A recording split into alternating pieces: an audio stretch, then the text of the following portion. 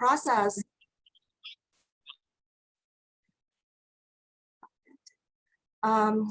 during the process, we intentionally build into the course a variety of engagement strategies. And Murpee is actually teaching the course right now for this term.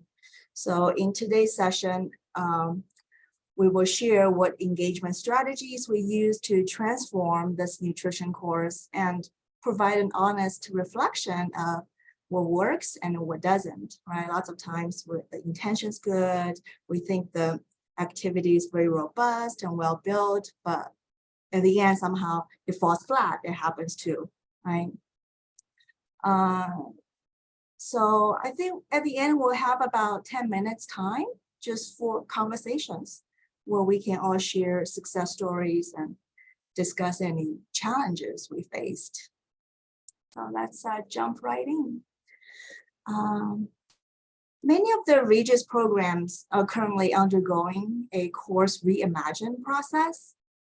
Our Provost, together with the Director of Instruction Design and Technology, have articulated 3 clear expectations for revising existing courses or developing new ones.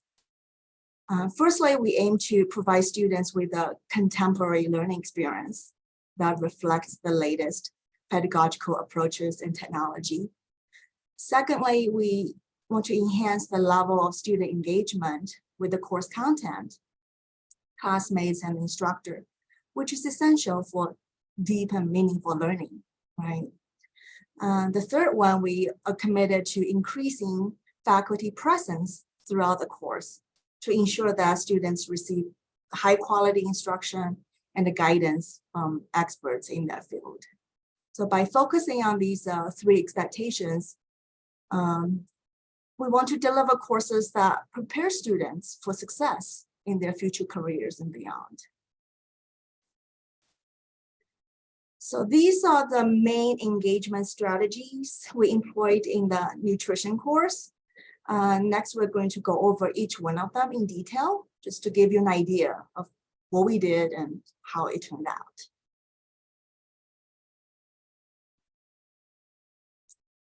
So our first strategy for enhancing student engagement was to implement an intuitive course template.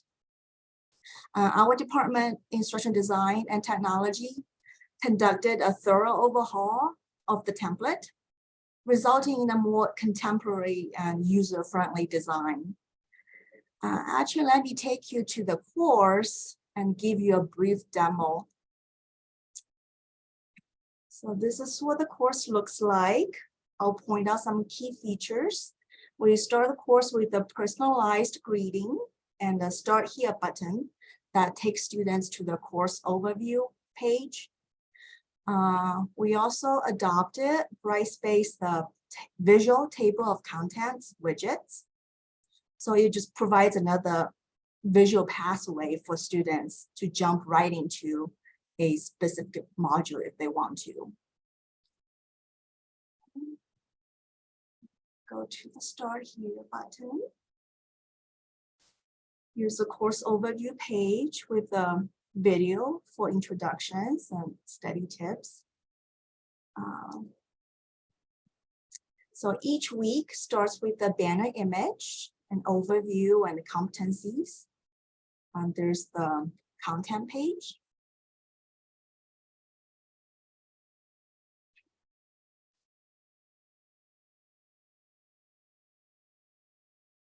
Come on, Zero.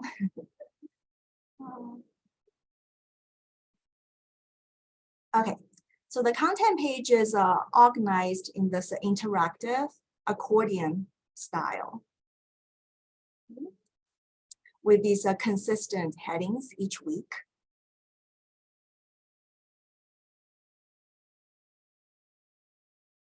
For this new template really emphasizes engaging learning activities that may not be graded, but nonetheless fun and relevant, okay, with a focus on promoting community building and providing opportunities for students to practice what they have learned before completing graded assignments.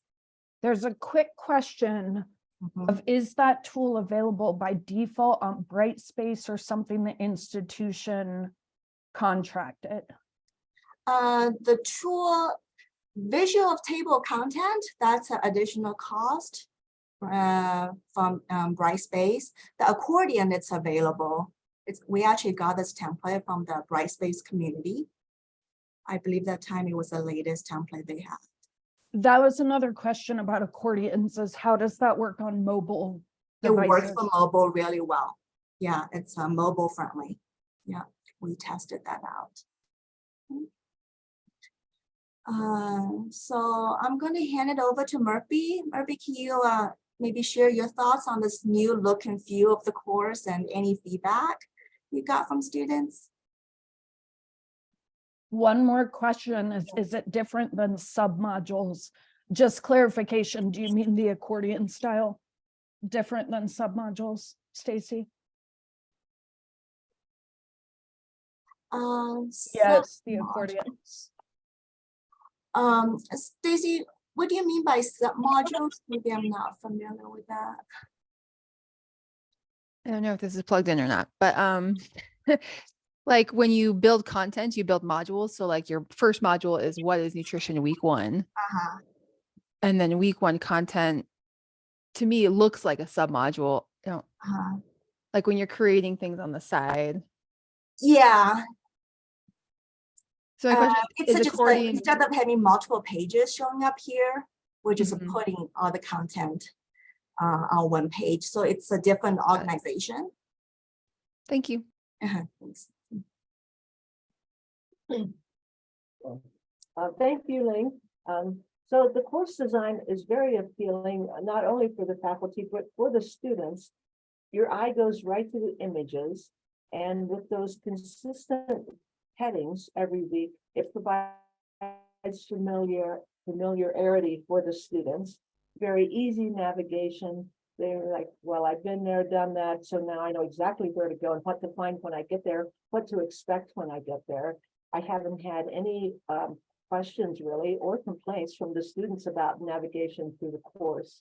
The weekly requirements and the communication are very clear. Good. Wow, that's a great feedback. Thanks, Murpee.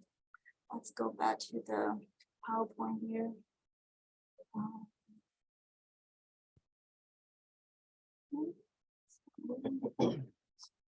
Okay. So in this course, we opted for a conversation platform called Yellowdig instead of the traditional discussion board. For those who are not familiar with Yellowdig, it's a user-friendly tool that looks like a social media site. Most students are very comfortable with the environment. Unlike the traditional discussion board, instructors are not required to post initial discussion questions each week, nor is there a set formula for posting by Wednesday, responding to other people by Sunday, or this formula. So instead, students are encouraged to post content relevant topics that genuinely interest them. Murpee, during the course design, I know you were very excited about the tool and saw its potential right away. But I know you were a little anxious too, because social media is just not your thing, right? Can you share with us your experience of using Yellowdig, and most importantly, how you believe it impacted learning? Yes, you're right, Ling. Social media is not my thing. I don't use any social media at all. And so I was a little intimidated, but actually when I got in there, it only took me a week or two, and it was very easy to use. It took to get used to the platform. And with the students, I noticed an immediate and ongoing engagement and building course community with them. The students have an opportunity to look ahead and behind at topics, and then they choose what topic that they would like to talk about. There's a list about 16 topics that we cover over the semester, and how that relates to the in-seat class, which, by the way, I'm teaching this online course and the in-seat section concurrently this semester. And I noticed a vast difference in student engagement. Students ask questions, they answer questions, they answer each other's questions, they share study tips, they share their lives, they comment on each other's lives while discussing the various topics, and they take initiative and expand on their topics, and they relate them to current events. For example, one of the topics is food sustainability. And during the semester in our area, if you guys remember, there was a chicken shortage or chicken egg shortage crisis at one point. And so a particular student shared his response was to purchase some peeps, chicken peeps, baby chickens. And he called it his chicken farm, and he gave it a name and a catchy name. And he posted videos with his discussion. And first, there was a small box where the peeps were and the warming lights. And then as they grew the next few weeks, he discussed their personalities, and he asked the other students to help him name them. And then he built a bigger area, sent pictures and videos of it, and then right now he's building an outside area for them and so forth. Another assignment was to report on a community garden, and a student posted videos of his hydroponic growing system and demonstrated how he starts plants from seeds. And each week he showed videos and pictures and talked about the different seedlings and asked the students if they wanted some. And the students take the assignments in various innovative directions, and it's just fabulous compared to the students in seats where it's like I have to pull it out of them, right? Okay, well, this discussion is about such and such. And, they get online and they get in their small groups, and then they come back, but their presentations are 1 or 2 sentences. So I think a great benefit of this is for students to look ahead and behind and connect topics across the semester. So. That's wonderful, Murpee. And that's actually one of the benefits of Yellowdig, right? It's not content is not artificially divided by weeks. So there's no week 1 folder here, week 2 folder there. So they can go beyond the weeks and topics and make connections throughout the course. So I'm glad students are naturally doing that.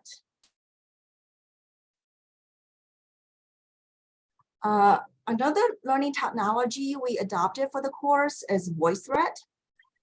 It's used for a food label reading activity listed here, as well as group presentations. Well, we are confident that VoiceThread was the right tool for these activities. Some faculty members I have worked with in the past have been hesitant to introduce more than one new technology tool in a course for fear of overwhelming students. Given that we've already incorporated Yellowdig, we questioned whether adding VoiceThread to the mix would be too much. Although VoiceThread is not a new tool per se, right?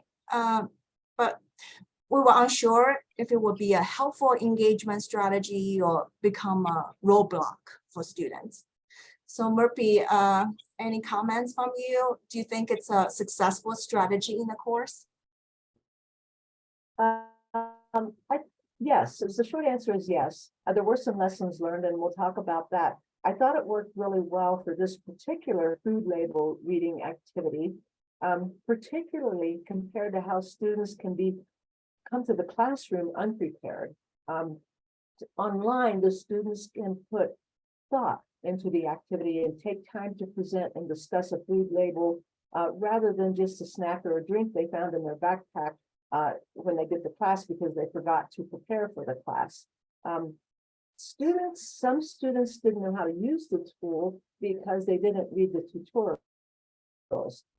And so they post the audio comments on a separate page, and it was a little disjointed, I thought, but they figured it out. And also the students that were watching it and commenting on it figured it out too. I think the lesson learned here for me was to provide an exemplar VoiceThread for them. And this is what it's supposed to look like. And so if theirs ends up not looking like that, then they can read the tutorial, for example. The purpose for using this, in addition to the Yellowdig, is to give the students experience with preparing and presenting like they would do up in front of the class. They would actually, what they do in the in-seat classes, actually get up in front of the class and present. And so I wanted to somehow capture that in VoiceThread, as opposed to like Yellowdig, where it's just a discussion among the groups or whatever. They also get experience working collaboratively with a group, because in another VoiceThread, I have them doing group work with vitamins and minerals presentation. Mhm. Yeah, I know we did provide, try to provide clear tutorials of how to use VoiceThread, right, step by step. But based on some students' work, you can tell they didn't look at the tutorials. I do see a trend. Students like to post an image on one slide of VoiceThread, and for the next slide, they record their audios instead of doing it on one slide. So that it's fine, but makes Murpee as an instructor a little difficult to assess their work, a little bit more cumbersome. Mhm. So yeah, I think it's a great idea. For next time, we'll definitely provide an example of VoiceThread for students so they know what the format looks like. So give them a better idea. Great. So our next strategy was the incorporation of instructor videos. In the course, we want to have more videos for the course based on the student feedback. We want to hear from the instructor to see more faculty presence in the course. And so for most weeks, Murpee created at least one short video. It's about 5 to 10 minutes to emphasize key concepts. To produce these videos, Murpee provided audio narration for the PowerPoint slides, which will then convert it to video format. So we'll have a closed caption, students can download PDFs, PowerPoint. During the midterm student survey, we asked them if they felt that the videos in the course made them more connected to the instructor and the course content. I looked at the data, so 70% of students agreed, 20 were neutral, and 10 disagreed. So any comments you can provide there, Murpee? Yes, I thought that the instructor videos were useful for me from an instructor standpoint. It helped me feel like I could cover the key concepts and the things that they needed to know for the exam, because I fear, students typically don't read the chapters we've found. And then sometimes the exams are a surprise to them. They're like, oh, well, that's a little tiny bit of information out of that whole chapter of 20 pages. And you asked me about that. And so that happens. And so I put these key concepts together so that would give them a place to start, from what I thought was important that they should study for the exams. And like you were saying, Ling, at midterm, there was an exam, and a couple of the students didn't do well on the exam. And so of course I meet with them and talk to them, and they didn't see the key concepts videos or didn't look at them. Another lesson learned was they had a presentation that they did in VoiceThread, and it was a rather large one, a large presentation, a big one that they did in partnerships, and they each took vitamins and minerals and presented on them. Well, I did not put a key concepts video in for that week because they did the work. Well, lesson learned, I will go back and put that in there initially. I put it in after the fact so that, they could do the work. And then I found that they didn't go back and look for it. So they didn't do well on the exam. So lesson learned there was I will put that video in to begin with. And they can use it for their presentations if they need to. That'll just be another resource for them.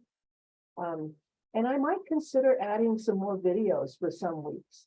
to connect them to what I think are the course content that is important for them. Mhm. Yeah, so I think overall videos were effective in enhancing student engagement, but we recognize that watching videos can be a passive activity, right? So maybe for the next round of revisions, we want to explore interactive video strategies, such as adding video quizzes, right, during the lecture as some hotspots, or creating choose your own adventure type of branching scenario. So Murpee will be talking. We want to empower students to take control of their own learning and transform passive video watching into more active participation.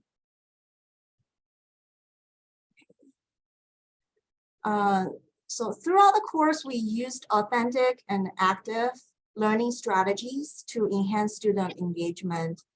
We designed learning activities and assignments to be enjoyable for students and encourage them to feel enthusiastic about demonstrating their learning in real world context, rather than dreading writing another APA paper.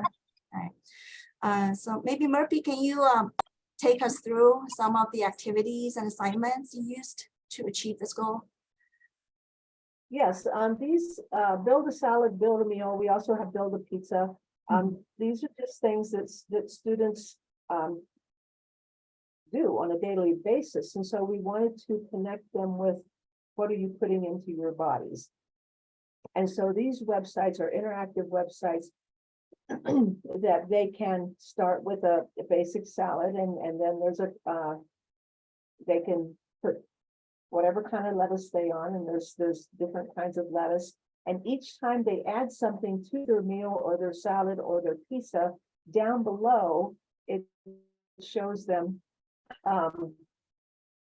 what the nutrients are and how much the nutrients are, and like a serving. And if they some of them would put like 2 servings of something on their salad, and when they add croutons or if they add dressing, how much more that adds and what kind of nutrients that adds. And then it goes green, red, and yellow down below if you're above what you need for that day or that particular meal, or if you didn't get enough, it's red. And tells you, oh, you need to maybe get some more protein, or you need some more vitamin B6 or something like that. The same thing with build a meal. That students loved it, and especially in the online, as opposed to the in-seat. They played around and they chatted, and I could tell that they weren't doing the activity. But in the in-seat one, on the online one, they really enjoyed it. They talked to each other about it, and they talked about how it affected them and themselves. They did a whole big discussion. I was pretty amazed actually about the difference, right, in the online and the in-seat one, and how much the students really like these activities.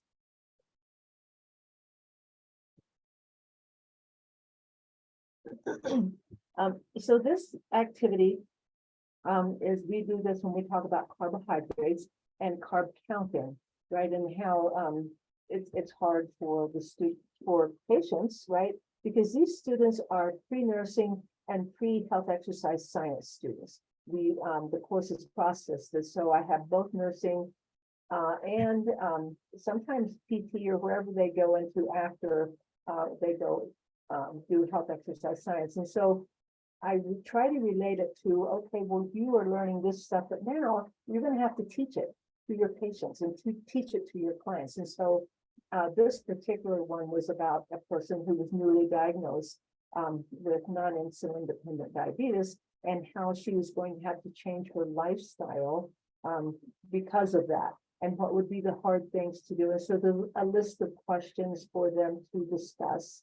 And the nice thing about the online, and we did this one in Yellowdig, and the students, they'll read other students' posts. Some of them have 2 paragraphs, and some of them have 2 sentences, and it's okay. It doesn't matter, because it's whatever that student at the time thinks about it, and they can come back to it. and add to it. They can add to other people's, and all of that gives them credit for the discussion.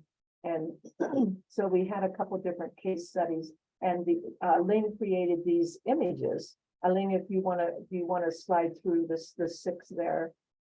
Yeah, this one is actually just an image. Let me go to the course. I know we have a multiple case studies like that in the course, and you have the same case studies from the classroom course. So what I did, you just provided like a Word document for students, right? For the case study scenarios. What I did is I find images to go with the scenarios. And I used a tool called H5P, just created a presentation like that to make it more interactive for students. Let me find a course actually to show you what it looks like. I believe week 6 has one, right, Murpee? Let's go to, give it a minute for it to load. Oh yeah, this one. So here's a scenario instead of. Yeah, that one works. Yeah, that one works. Mhm. So this is another scenario that a case study, and this is about a particular diet. And so this week we were talking about protein, and so we talked about, well, what about people that don't eat meat or dairy, maybe, and how do they get their protein? And so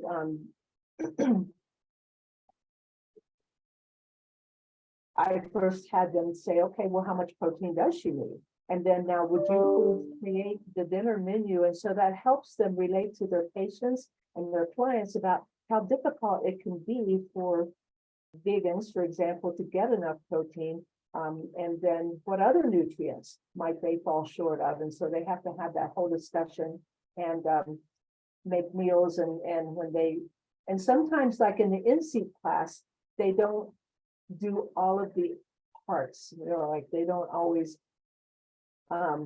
say, okay, well, this is how much in this meal, this is how much of the macronutrients and the micronutrients they're getting. But then when I put in there specifically, attempt to meet 100% of the protein, calcium, and zinc and iron needs. So they have to go back and look and see, okay, well, what are those needs? And then did I or did I not help her meet those needs? Mhm. So, yeah, so there's a question about the tool used for building this. Yes, I used the H5P to build this, put these slides together. And I think the visual wise, it looks great. Oh, here's another activity example.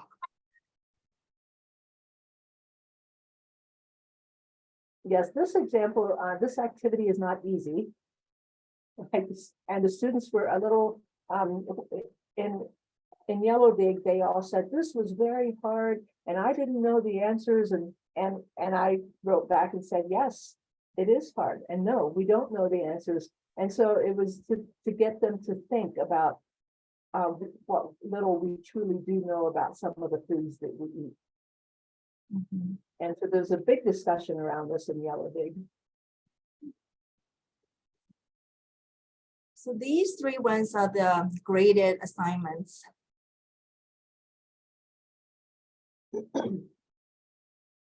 So the restaurant menu and the 3-day dietary recall, those are personalized for the students. The restaurant menu asks them to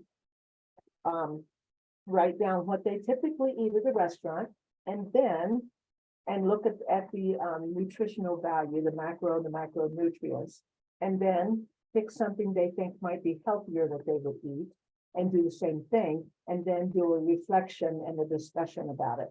And that they were very engaged in this in Yellowdig. And these assignments, these are graded assignments, and where I ask for a little more, and I ask for every student to do it, as opposed to Yellowdig where they can or they can't. They don't have to engage in the discussion. But these 3 assignments Our graded assignments that they have to submit. The 3-day dietary recall, same thing. It's all about them. It's all about the student. And they look at their diet and their exercise over 3 days, and they use an app like Chronometer or whatever, MyFitnessPal, whatever they want to use. There's a ton of them out there, and I let that up to them. Then the community garden one is also one that and that's pretty broad also. I have students that I have in the in-seat class, I have them discuss it in small groups. And then I try to engage them by saying, okay, so when we come back to the big group, would you talk about your gardening? And sometimes it's real hard for me to pull it out of them. You know, they're sophomores, right? And so, but on the online one, I noticed a big difference where they talk about their aunt's community garden or their aunt's garden or their garden in their windowsill, perhaps, or a big community garden or a garden in New York City. They can talk about anything they want to. And the one of the students has the hydroponic garden. He talked about his own garden. You were telling me, Murpee, one student even did a like meditation garden, right? You were talking about community garden. It doesn't have to be a vegetable or fruits. And they just talked about a meditation garden. Yeah, it was a garden that it was at a place where he worked. And he worked in a medical facility, a hospital. And in the middle of the hospital somewhere was a rather large garden. He showed pictures of it. And it was just a meditation garden for like new mothers, for people that were in oncology, for people that were in pre and post surgery, mostly family members, but patients also.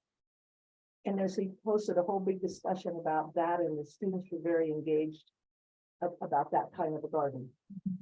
Yeah, that's great. Thinking outside the box. So the last strategy was the group work. We all know sometimes students are not enthusiastic about group work in online courses. It's a love-hate relationship. So Murpee, can you talk about maybe the reasoning behind the group work in this course? And what are the different types of group work you require them to do in this course? Yes, the reasoning behind the group work is to get them working with another person, because that's what they're going to do typically out in the world after they graduate. They're going to have to work with groups, and sometimes that's not easy. Sometimes it comes very easy. Sometimes it's not. Sometimes other people don't participate. Sometimes you don't like the person in your group. You have to work with them anyway, right? So that's kind of the reasoning behind the group work. Sometimes I have partners, sometimes I have trios, sometimes I divide typically the classes between 25 and 30 students. So I divide them up typically into 6 groups or so. In this group, I had smaller groups. So there were trios. I had them do for this digestive system was trios, because there's 8 different things that I wanted them to talk about. And so I just gave each trio a small part. And then in the vitamin mineral presentation, that was partnerships. They each took either 2 or 3 vitamins or minerals and talked about various things about them. I think like in the first couple weeks, this first one here, the digestive system, that was in week 3. And so that was a little easier, I think, for them, an easier task as opposed to then the vitamin mineral presentation, which came later on. That was a little more complex presentation. They had to work together. And in the online, there was a gentleman that one of the students that wanted to work ahead because that suited his work schedule. And so he put out there in Yellowdig that he needed a partner, and no one responded. So then he emailed me and he's like, I need to work on this and no one's getting back to me. So I put out, I said, so-and-so has asked if there's anyone interested. Can you please respond to him? And then I told him, I said, you can work alone. You can do this on your own if that's what you need to do, because that happens in life too, right? And so The lessons learned there was that students and faculty, both, we need to be flexible because students might need to work independently. And so and also this vitamin and mineral and the digestive system was in VoiceThread. And so we already talked about lessons learned there and in terms of that. And we might look at some other delivery methods. Ling had some ideas about that, and we'll just explore that. Mhm. So we have a question from the audience, Stacy. Do you think getting the student buy-in to participate in group activities is dependent on subject matter?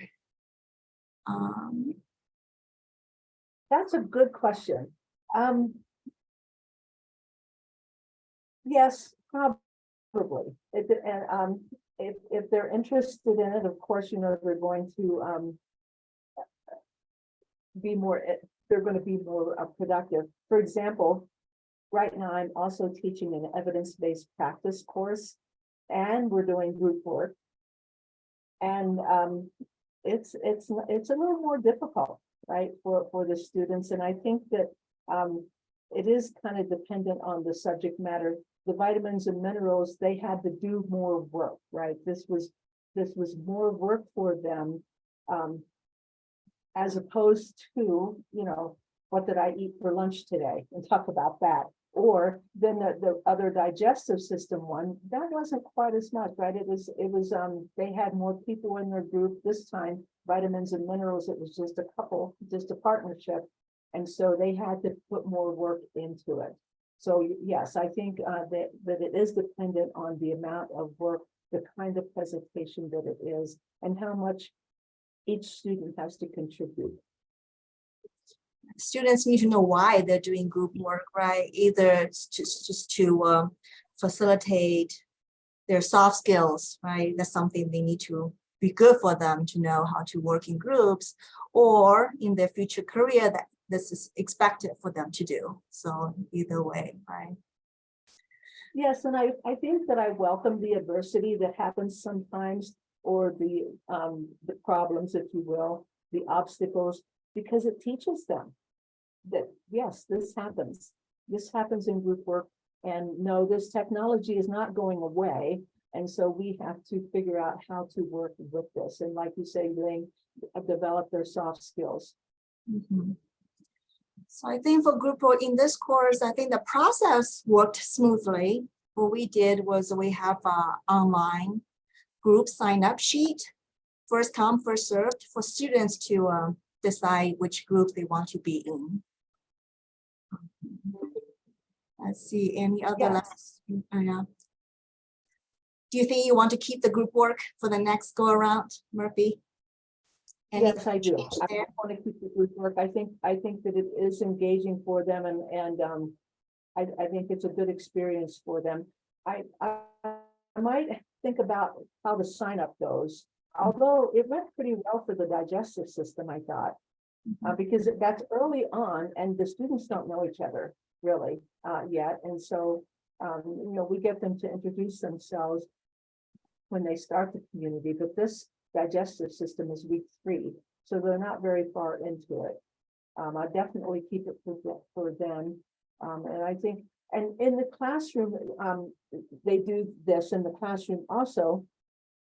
And the vitamin mineral presentation, the reason I have them put in partnerships is because they're sophomores, and it's easier for them to, I have them, you know, dress up a little bit, right?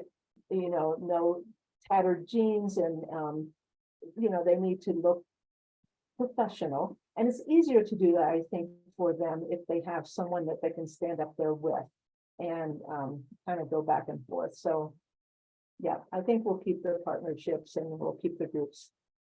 Mm-hmm. We have a question from Judith.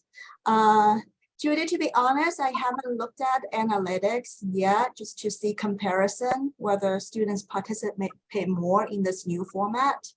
I do have data from Yellowdig, just looks like students are more engaged in discussion questions. They tend to participate throughout the week rather than in the past, just they know they have to do original post by Wednesday, which is going on Wednesday. and then check again on Saturday or Sunday. So from Yellowdig perspective, there's more community building. From the Brightspace online course per se, how much more they participated. We do have data, but I have to go look at it and probably provide a better perspective there. Thank you, Ling. I find this space really fascinating. You know, I attended this morning's, morning show, and it started to emerge just from the informal conversations, whether we are experiencing a paradigm shift as we think very differently what we can do online pedagogically. And so one piece is, right, like we want to, it's like the two components, right? Like there is knowledge sets and skill sets, but there is a secret to the pedagogical sauce, which is when we transform the minds. And I'm fascinated with the opportunity to get back, in that space. That's how I'm responding to that morning conversation of paradigm shift.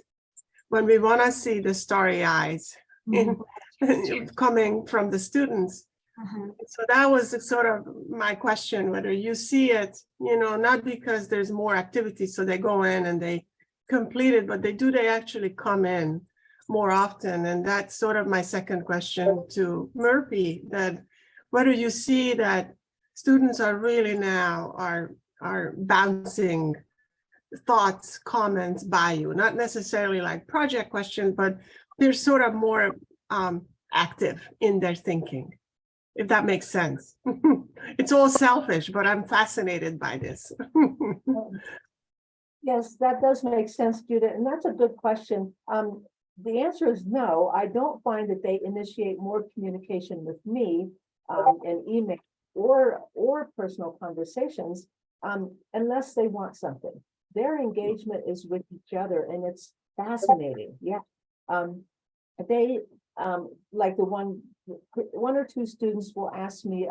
You can ask a personal question in Yellowdig, and right the first couple weeks, like they would, one or two people did that, but now I don't get any questions really or comments. They don't really email me unless I initiate it if I see that they haven't completed something, or if they haven't done well on a particular assessment, and I want to talk with them about that and discuss strategies for success and things like that. But yeah, so they don't initiate more communication with me. Thank you. So we have about 6 minutes left, and I want to open it to the audience. Either any comments you have on today's session, or what engagement strategies you recommend, or any ideas you want to share with all of us. Just feel free to do it in chat or unmute like Judith did.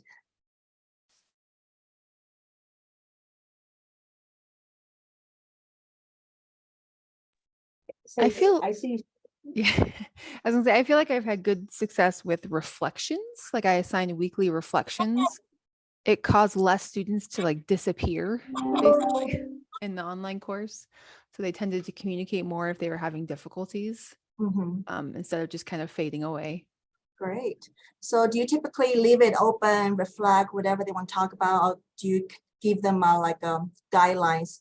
This is what you I have reflect. guidelines because I want them to think about specific things as well. So I teach mathematics. So like one of the questions I commonly put up is, what are you, what math, like what are you most proud of that you have accomplished this week in this course? Like, what do you feel like you're struggling on that you need more support on?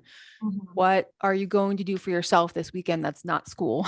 Like what, take care of yourself and also communicate with me. I like that self-care component. We have a course right now with Murpee. Yeah, so it's pretty big. Self-care, take care of yourself. Don't get burned out. Yeah, I like what you said, Stacy. Just I like how you put a positive twist on it, right? Start the questions with a positive tone. It's great. It seems like that would especially work well in mathematics, Stacy. Thank you for sharing that. Stacy, do you grade these reflections? Is that part of their grades? Yes, they get put into their grades. I think I only limit it to about 5%, but it's based on completion, not content.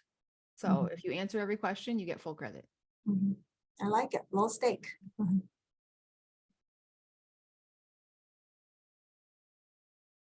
So we'll probably stay here till 9:50. Thanks for joining us. But if you want to stay here and chat more, we'll be here. But otherwise, I'll just see you around in other sessions. Thank you. Thanks, everyone. Thank you.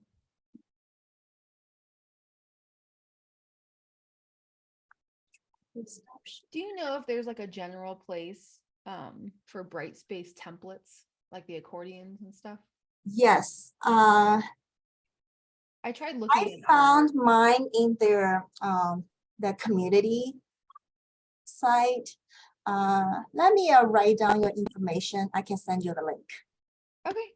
Yeah. I'll message it to you. Can you send me your email? Just post it in chat. Yeah.